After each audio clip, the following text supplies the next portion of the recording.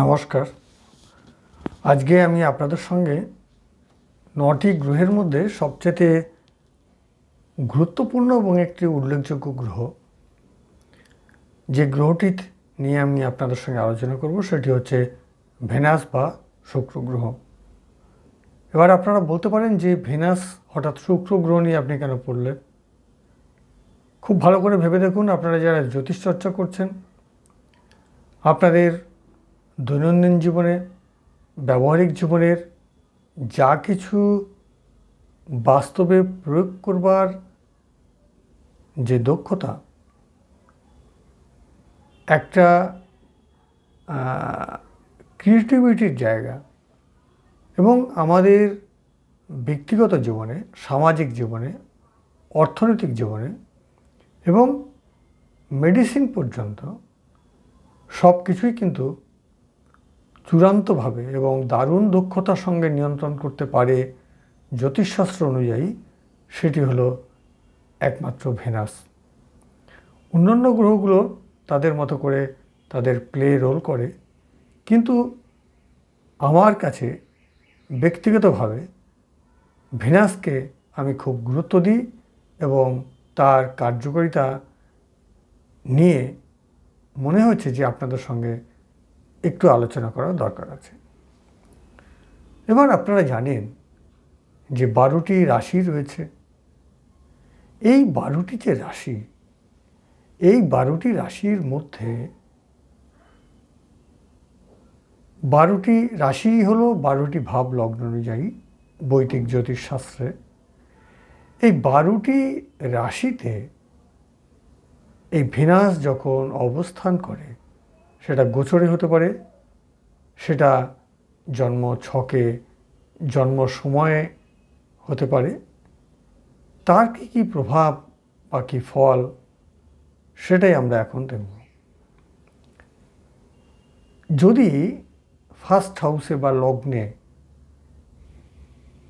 ভেনাসকে আমরা দেখি, তাহলে সাধারণত সেই জাতক বা সেই জাতিকা সবার সঙ্গে খোলামেলা মিশতে, আলাপ করতে তিনি পছন্দ করেন, এবং তার শরীর এবং তার চেহারার মধ্যে একটা লাবণ্য, একটা দীপ্তিময়তা, মুগ্ধতার, স্নিগ্ধতার একটি রূপ আমরা কিন্তু বা প্রতিচ্ছবি তার চেহারার মধ্যে আমরা দেখতে পাই। অনেক সময় দেখা যায় যে জাতকের জন্মছকে ভেনাস যে রাশিতে, বিশেষ করে লগ্নে যদি থাকে এবং সেই লগ্নের সঙ্গে যুক্ত হয়ে ভেনাসের কোনো শত্রুগ্রহ তার সঙ্গে যুক্ত হতে পারে, কিংবা লগ্নের থেকে এমন কোনো অবস্থানে ভেনাসের যদি কোনো শত্রুগ্রহ থাকে, তখন যে গুণগুলোর কথা কিছুক্ষণ আগে আমি আপনাদের সঙ্গে আলোচনা করলাম, সেই সমস্ত গুণের কিন্তু হানি ঘটতে পারে। এখন আমরা যদি ধরে নিই যে চন্দ্র, মঙ্গল, শনি এবং বৃহস্পতি, এই সমস্ত গ্রহগুলোর সঙ্গে যদি শুক্রের একটা শুভ সম্বন্ধ থাকে, তাহলে তারা ব্যবহারিক জীবনে, সামাজিক জীবনে, কর্মজীবনে সমস্ত দিক থেকে তারা সবসময় কিন্তু একটা বাধা বিপত্তির মধ্যে থেকেও তারা কিন্তু শুভ ফল লাভ করতে পারে বা লাভ করবার একটা সম্ভাবনা তাদের মধ্যে দেখা যায়। এই সমস্ত জাতক জাতিকারা সাধারণত খুব ভালো বিনয়ী ব্যবসায়ী হয়ে থাকেন। ব্যবসাদার অনেকে থাকেন, অনেকে রূঢ় ব্যবসাদার থাকেন, যাদের কথায়, ব্যবহারে, আচরণে কোনো মিষ্টতা নেই। তাদের দোকানে সাধারণত কোনো ক্রেতা যেতে চান না। কিন্তু এই সমস্ত জাতক জাতিকাদের যারা ব্যবসায়ী হন, তাদের কিন্তু দোকানে ক্রেতার কিন্তু অভাব হয় না। কেন? শুধু তাদের সুন্দর ব্যবহার বা মনোমুগ্ধ আচরণের জন্য। সেকেন্ড হাউস, যেটাকে আমরা ধনভাব বলে থাকি, এই ধনভাবে যদি আমরা ভেনাসকে দেখতে পাই তাহলে আমরা বলতে পারি খুব সহজে, অনায়াস, এক কথায় বিনা বাধায়, অনায়াস বলতে খুব সহজভাবে তারা রোজগার করবার সৌভাগ্য তাদের ঘটে। তারা অতি মনোহর হন, আকর্ষণীয় হন। এই সমস্ত কারণের জন্য সমাজে তাদের দারুণ একটা পরিচিতি আমরা দেখতে পাই। এই সমস্ত জাতক জাতিকাদের অর্থ রোজগারের ক্ষেত্রে খুব একটা অভাব হয় না, প্রচুর অর্থ কিন্তু তারা রোজগার করতে পারে। কিন্তু শুক্র গ্রহের একটি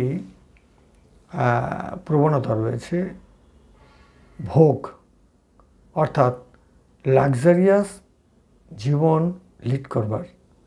অর্থাৎ আজকে একটি শার্ট তিনি কিনে আনলেন, সেই শার্টটি 1000 টাকা কিনলে হতো, কিন্তু তিনি সেটি একটি খুব দামি ব্র্যান্ডের দ্বিগুণ দাম দিয়ে তিনি একটি শার্ট কিনলেন। এই যে তার লাক্সারিয়াস জীবন মেনটেন করবার জন্য তার যে অনাবশ্যক অর্থ ব্যয়, এটা কিন্তু তার খুব হয়। অর্থ যেমন তার জীবনে সহজে আসে, তেমনি অর্থ কিন্তু খুব অল্প, মানে অনায়াসে তেমন চলেও যায়। কি কি ক্ষেত্রে যায় সেটা হচ্ছে লাক্সারিয়াস টেন্ডেন্সি, তার যে ব্যবহারের জন্য তার চলে যায়। সাধারণত দেখা যায় কিছু মানুষ আছেন তারা নর্মাল কোনো বিউটি পার্লার বা সেলুনে গিয়ে তাদের যে গ্রুমিংয়ের ব্যাপারটা তিনি করলেন। যাদের এই ধরনের টেন্ডেন্সি আছে জন্মছকে, শুক্রের ভালো অবস্থান রয়েছে, তারা দামি আফটার শেভ, দামি সেলুন গিয়ে তারা কিন্তু লাক্সারিয়াস বিষয়টাকে মেনটেন করার চেষ্টা করেন। এক কথায় শৌখিনতায় তাদের অনেক অর্থ ব্যয় হয়, প্রচুর বন্ধুবান্ধব থাকে, তার জন্য খুব সহজে যেমন তারা অর্থ রোজগার করতে পারেন, ঠিক তেমনি অর্থ ব্যয়ও তারা খুব করে থাকেন। যে যে জায়গাগুলোর কথা বললাম, এই সমস্ত জায়গাগুলোর জন্য তারা কিন্তু খুব অর্থ ব্যয় করে থাকেন।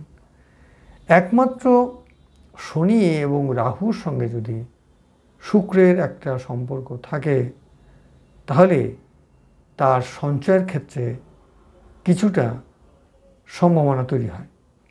এ হচ্ছে ব্যাপার। এরপরে আমরা ভেনাসকে যদি আমরা থার্ড হাউসে কাউকে দেখি, তৃতীয় ভাব হচ্ছে, আপনারা জানেন থার্ড হাউস আমাদেরকে নির্দেশ করে ঘাতা ভগ্নির জায়গাটা। তৃতীয় ভাবে যদি ভেনাসকে আমরা দেখি, দেখা যায় যে থার্ড হাউসে ভেনাস থাকলে কি হয়, সেই জাতক জাতিকের অনেক ভাই বোন থাকে, বিশেষ করে বোনেদের সংখ্যা একটু বেশি হয় দেখা যায় সাধারণত। যদিও আধুনিক বিজ্ঞানের যুগে ফ্যামিলি প্ল্যানিং করবার জন্য এখন তো বাস্তব ক্ষেত্রে ভাই বোনের সংখ্যা ততটা হয় না, কিন্তু দেখা গেছে যে জ্যোতিষ শাস্ত্রের নিয়ম নীতি অনুসারে যে থার্ড হাউসে ভেনাস থাকলে দেখা যায় সাধারণত সেই জাতক জাতিকাদের ভাই বোনের সংখ্যা একটু অন্যদের তুলনায় বেশি, এবং সেক্ষেত্রে বোনের সংখ্যাটা অবশ্যই বেশি। ভাই বোনের সঙ্গে তাদের সম্পর্ক খুব ভালো থাকে, মধুর থাকে, তাদের জন্য তিনি যথেষ্ট রকমের সদয় থাকেন, তাদের জন্য তিনি যথেষ্ট অর্থ ব্যয় করে থাকেন। তো এইগুলো হচ্ছে থার্ড হাউসে আমাদের ভেনাস থাকার সুবিধা বা তার লাভজনক জায়গাগুলো। এরপরে আলোচনা করব চতুর্থ ভাব, সুখের ভাব, মায়ের স্থান, বাড়ি ঘরের জায়গা। এখানে যদি আমরা শুক্রকে দেখতে পাই, তাহলে দেখা যায় যে সেই জাতকের মা বাবা এবং সেই জাতক সুখী হন, তার পিতামাতা ওই জাতক বা জাতিকার জন্য খুবই চিন্তিত থাকেন। কোন বিষয়ে? না, সেই জাতক জাতিকার সুখের বিষয়ে তার পিতামাতা সর্বদা সচেষ্ট থাকেন। তার মানে জাতকের সুখ কিভাবে হবে, কিভাবে তিনি সুখে থাকবেন, আনন্দে থাকবেন, সেটি জন্য জাতকের থেকে জাতকের পিতামাতা দারুণভাবে যত্নশীল হন। এটা গেল একদিক। সেই জাতক নিজে গৃহ করবেন, সেই গৃহ কিন্তু খুব সুন্দর পরিবেশে হবে, রাজকীয় পরিবেশে হবে, খুব ডেকোরেটিভ হবে, অর্থাৎ এক কথায় সুন্দর গৃহ। এছাড়া এই সমস্ত জাতক জাতিকারা পড়াশোনায় খুব ভালো থাকে, অল্প পড়ে তাদের মনে থাকার কথা। এরা শিল্পকলার প্রতি তাদের রুচি থাকে, সাহিত্যের প্রতি তাদের রুচি থাকে, প্রায়োগিক বিজ্ঞান বিষয়ে তাদের যথেষ্ট দক্ষতা থাকে। একসঙ্গে 3 জন ইঞ্জিনিয়ারিং পড়ল, দেখা গেল এই জাতকটি প্র্যাকটিক্যালি ইমপ্লিমেন্ট করতে সিদ্ধহস্ত। তাহলে এই যে গুণ, এই গুণটা কিন্তু আমরা এই জাতক জাতিকার আমরা চরিত্রের একটি বৈশিষ্ট্য হিসেবে দেখতে পাই। ডাক্তার এবং ইঞ্জিনিয়ার তারা হতে পারেন। কি বললাম, পড়াশুনো তাদের জন্য খুব সহজ হয়ে যায়, অল্প পড়ে তারা বেশ ভালো মনে রাখতে পারেন।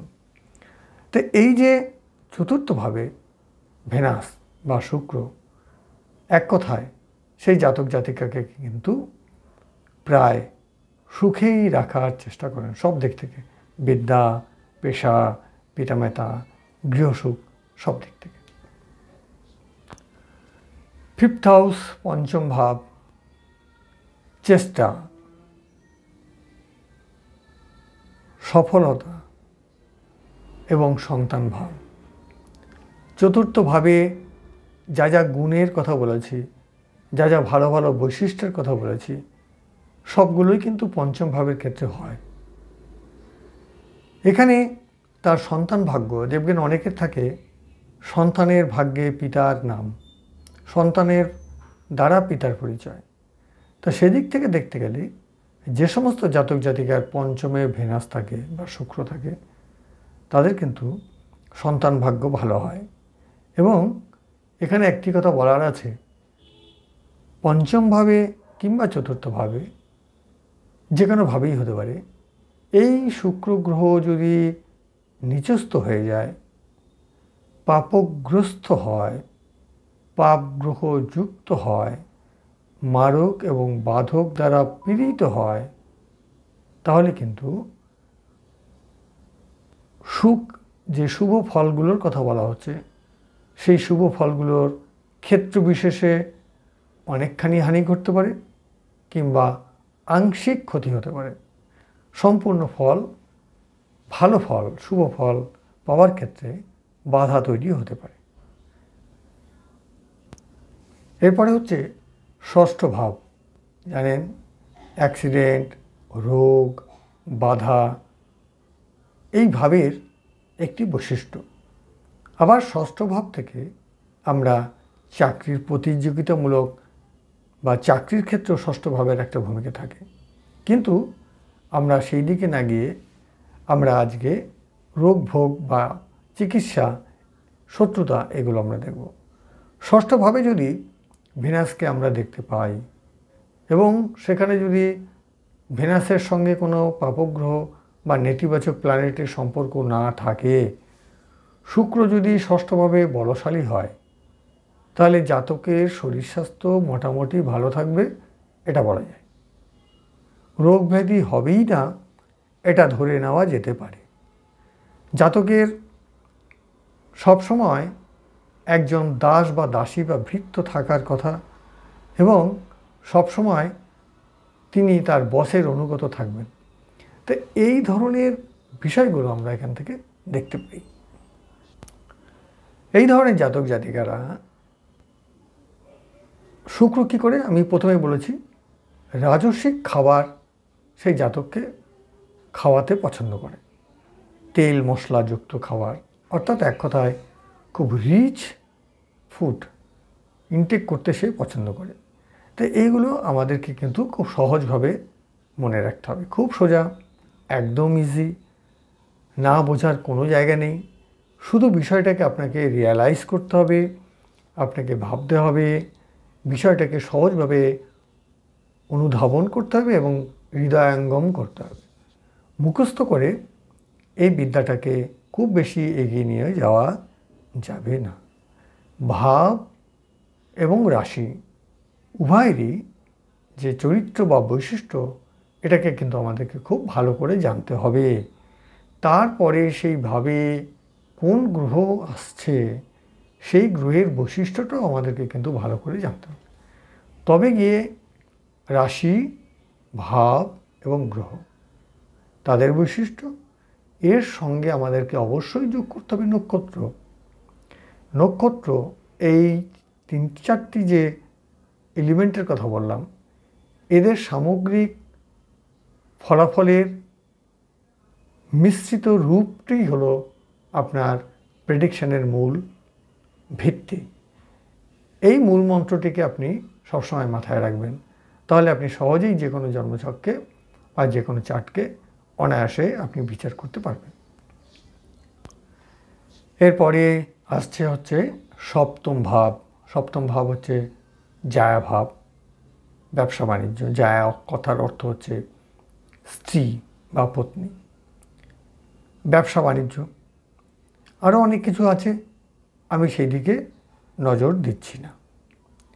এই ভেনাস যদি সপ্তমভাবে থাকে এবং এই শুক্র যদি কোনোভাবে কোনো পাপগ্রহ দ্বারা পীড়িত না হয়, তাহলে তিনি তার দাম্পত্য জীবন সুখের হবে এটা বলা যেতে পারে, সুন্দরী স্ত্রী তিনি লাভ করবেন এটা বলা যেতে পারে, এবং তার মধ্যে প্রেম পূর্ণমাত্রায় থাকবে এটাও আমার বলা যেতে পারে। এক কথায় দাম্পত্য জীবন খুব সুখের হবে এটা কিন্তু আমরা বলতে পারি। যদি শুক্র গ্রহ রাহু এবং মঙ্গল দ্বারা পীড়িত হয়, শুক্র গ্রহের সঙ্গে যদি রাহু অথবা মঙ্গল গ্রহের যদি সম্বন্ধ তৈরি হয়, তাহলে সেই জাতকের কিন্তু বা সেই জাতিকার কিন্তু একের অধিক অপোনেন্ট ক্যারেক্টারের সঙ্গে তার সম্পর্ক তৈরি হতে পারে বা তৈরি হওয়া সম্ভব, এটা আমাদের কিন্তু বুঝতে হবে। যদিও এটা বলার আগে আমাদের আরও অনেকগুলো প্যারামিটার ভালো করে দেখে আমাদেরকে কিন্তু বলতে হবে।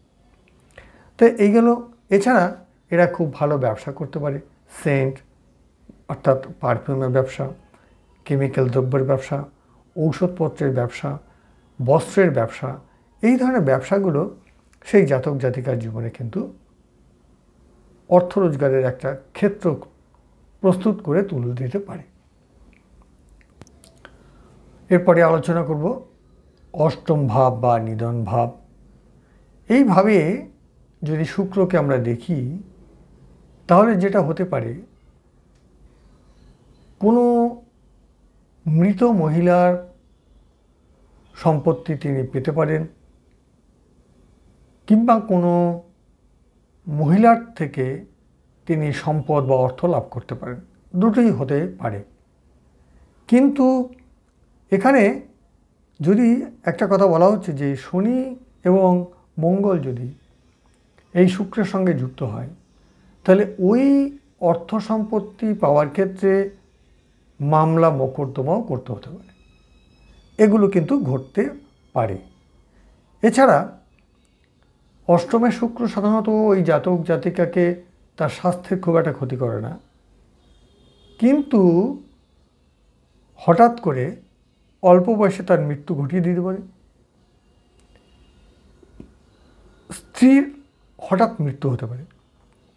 তো এই পসিবিলিটিসগুলো কিন্তু অষ্টমে শুক্র থাকলে পরে ঘটতে পারে।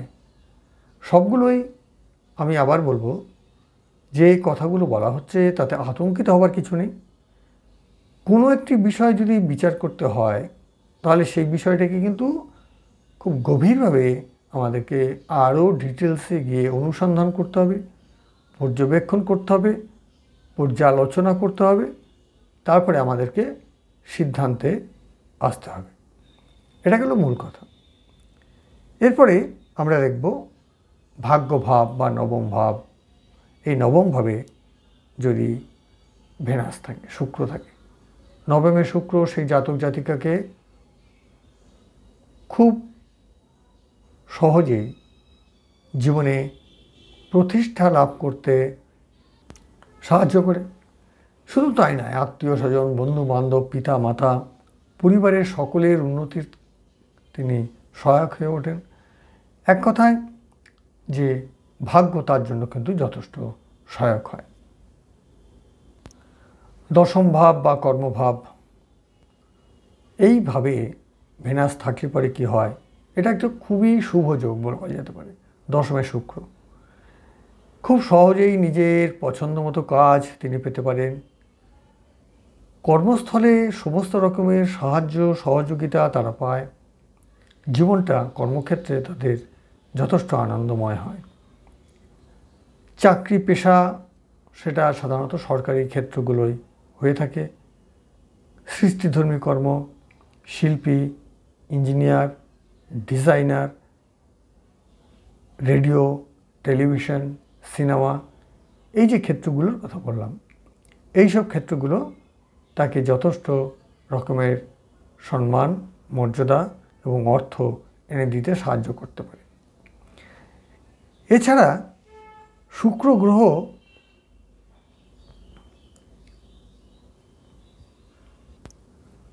দশমে শুক্র থাকলে অবশ্যই সে কিছু না কিছু শুভ ফল দেবেই, এটা কিন্তু বলা যায়। রবি যদি দশমে থাকে এবং সেখানে যদি শুক্র যুক্ত হয়ে যায়, অর্থাৎ দশমে রবি এবং শুক্র, তাহলে দেখা যাবে সেই দপ্তরে যে দপ্তরে তিনি কাজ করছেন, সেই দপ্তরের বসের সঙ্গে তার প্রায় খুঁটিনাটি অপছন্দ বা মতবিরোধ হয়ে থাকতে পারে। তাহলে এই ধরনের ঘটনাগুলো কিন্তু তার জীবনে ঘটতে পারে। আরেকটি শুভযোগ, সেটা হচ্ছে একাদশ ভাব, আমাদের প্রাপ্তি, আমাদের মনের ইচ্ছা পূরণের ভাব। এখানে শুক্র থাকা মানে আমাদেরকে ধরে নিতে হবে অনায়াসে সে সব কিছু লাভ করতে পারে, অনায়াসে। তিনি ব্যবসায়ী হবেন, একটু ভোগী প্রকৃতির হবেন, মানে লাক্সারিয়াস, এর আগেও বলেছি কথাটা, মানে জীবনটাকে ভোগ করতে তিনি খুব পছন্দ করবেন এবং ভোগের জন্য তার কিন্তু প্রচুর ব্যয় হবে। এখানে আর একটা কথা বলা দরকার, যদি কোনো নেতিবাচক প্ল্যানেটের সঙ্গে যোগ থাকে, কিংবা যদি সেই শুক্র ওইভাবে নিচস্থ হয়ে যায়, তাহলে তিনি আর্থিকভাবে দুর্নীতিগ্রস্ত হয়ে পড়তে পারেন। ঘুষ নেবার প্রবণতা কিন্তু তার মধ্যে দেখা দিতে পারে। তো এই জিনিসগুলো হচ্ছে আমাদের ভেনাস বা শুক্রের একটা বৈশিষ্ট্য। এরপরে হচ্ছে মুখ্য ভাব বা দ্বাদশ ভাব। দ্বাদশ ভাব হচ্ছে ব্যয়ের একটি ভাব। শুক্র যদি এই ভাবে থাকে এবং এখানে যদি সে কোনো পাপগ্রহের সঙ্গে যুক্ত না হয়, সে কিন্তু ভোগ ব্যয়ের জন্য ব্যয় করবে প্রচুর। সঞ্চয়ের কথা তার মাথায় আসবে না। খুব ঘুরতে ভালোবাসবে, ঘোরার জন্য তার প্রচুর অর্থ ব্যয় হবে। দর্শনীয় দৃষ্টিনন্দন স্থানগুলো তিনি ঘুরবেন এবং বিপরীত লিঙ্গের যে ক্যারেক্টার, বা পুরুষ হলে স্ত্রীর প্রতি, স্ত্রী হলে পুরুষের প্রতি তাদের একটা আকর্ষণ থাকবে। তার ফলেও তাদের নানা রকমের ঝঞ্ঝাট পোহাতে হতে পারে, পরিবারে অশান্তি হতে পারে, ঝগড়া অশান্তি ঝঞ্ঝাটের মধ্যে দিয়ে তাদের যেতে পারে, চরিত্রে নানা রকমের কলঙ্ক আসতে পারে। তাহলে আজকে দ্বাদশভাবে শুক্রকে নিয়ে সংক্ষিপ্ত আলোচনা করা হলো। অনেক বড় আরও অনেক ব্যাখ্যা রয়েছে, সবটা করলে আপনাদের শুনতেও ভালো লাগবে না, ধৈর্য হারিয়ে ফেলবেন। তাই সংক্ষেপে যেটুকু আলোচনা করলাম, এটুকু যদি আপনারা বারবার শোনেন, আশা করি এই আলোচনাটুকুই আপনাকে যে কোনো জন্মছক বিচারের ক্ষেত্রে যথেষ্ট সহায়ক হবে এবং আপনার জ্যোতিষ শেখার চলার পথকে অনেকখানি সুগম করবে, এটি আমার আশা। নমস্কার, ধন্যবাদ, সবাই ভালো থাকুন। পরবর্তী দিনে আবার একটা নতুন কোনো ভিডিও নিয়ে আসবো। হ্যাঁ, একটা কথা আমি বলে দিই, আগামী রবিবার 30 তারিখ, আগামী রবিবার 30 তারিখ আমি রাত্রে 9:06 একটি লাইভ অনুষ্ঠান করবার চিন্তা ভাবনা করেছি। আপনারা ওখানে আসুন। সেই লাইভে আমি আপনাদের নারী জ্যোতিষের উপরে বেশ কিছু গুরুত্বপূর্ণ আলোচনা করবার চেষ্টা করব। নারী জ্যোতিষ এবং বৈদিক জ্যোতিষের সংমিশ্রণে থাকবে সেই আলোচনা। আশা করি আলোচনা আপনাদের ভালো লাগা উচিত। আমি চেষ্টা করব আপনাদের অনেক কিছু তথ্য সেখানে শেয়ার করবার। তাই আমি বলবো আপনারা ওই দিন আসুন, সময় একটু নিয়েই আসুন। প্রায় 1 ঘন্টা খানেক থাকার ইচ্ছা রয়েছে, 9টা থেকে 10টা পর্যন্ত। এটুকু বলে আজকের ভিডিও এখানেই শেষ করলাম।